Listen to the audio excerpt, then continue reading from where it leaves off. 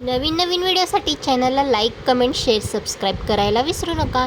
नमस्कार विद्यार्थी मित्रांनो, नर्सिंग नोट्समध्ये आपले स्वागत आहे. आजच्या व्हिडिओमध्ये आपण प्रश्न 2025ची प्रश्नपत्रिका त्यातला प्रश्न क्रमांक 2 टिपा लिहा वाढ आणि विकासाची तत्त्वे हा प्रश्न बघणार आहोत. वाढ आणि विकास म्हणजे काय हे पहिलं आपण बघूया.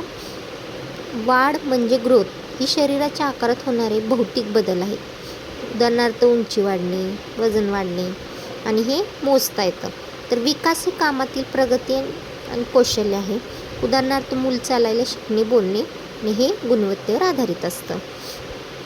तर वाढ विकासाची तत्त्वे कोणती आहेत? प्रिन्सिपल्स. तर निरंतर चालणारी प्रक्रिया म्हणजे कंटिन्युअस प्रोसेस.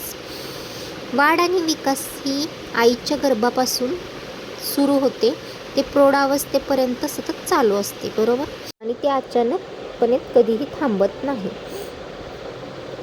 दुसरं आहे विशिष्ट दिशा म्हणजे डायरेक्शनल पॅटर्न. तर विकास हा 2 विशिष्ट दिशांनी होतो.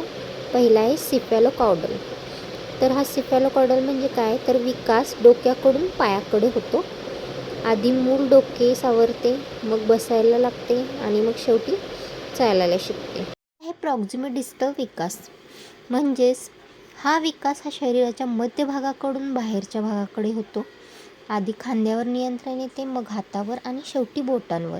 तिसरं आहे साध्याकडून गुंतागुंतीचे म्हणजे सिम्पल टू कॉम्प्लेक्स. तर बघा, मूल पहिला सुरुवातीला सोप्या सोप्या गोष्टी शिकते, बरं, त्यानंतर मग पुढची प्रक्रिया होते, नंतर कठीण.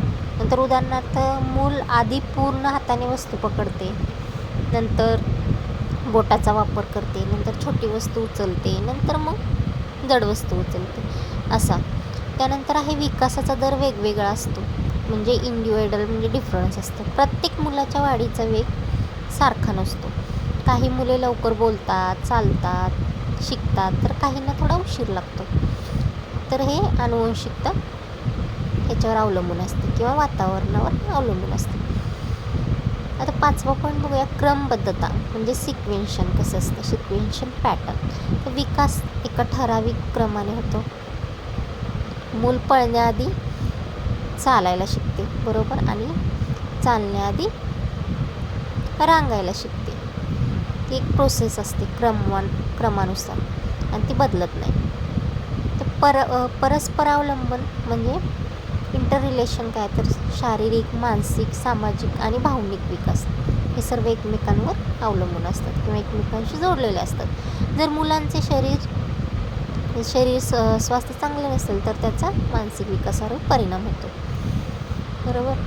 त्यानंतर बघा, वाढ आणि विकासावर परिणाम करणारे घटक कोणते? तर आनुवंशिकता म्हणजे हेरिडिटी, हे पालकांकडून मिळणारे गुण असतात, त्यामध्ये उंची, बुद्धिमत्ता वगैरे. त्यानंतर आहे पोषण म्हणजे न्यूट्रिशन, यामध्ये योग्य आहार वाढीसाठी आवश्यक असतो. नंतर आहे हॉर्मोन्स म्हणजे संप्रेरक, हे शरीरातील ग्रंथीचा स्त्राव म्हणजे उदाहरणार्थ ग्रोथ हॉर्मोन्स. नंतर बघा, तुम्हाला असे पण प्रश्न विचारले जाऊ शकतात. वाढ आणि विकासाची व्याख्या लिहा. Define and development 2 मार्कासाठी. वाढ आणि विकासाची तत्त्वे सविस्तर स्पष्ट करा, हे विचारू शकतात 5 ते 8 गुणासाठी. किंवा असंही विचारू येऊ शकते, वाढ आणि विकास यामधील फरक स्पष्ट करा. तर याची तयारी तुम्ही करायची आहे.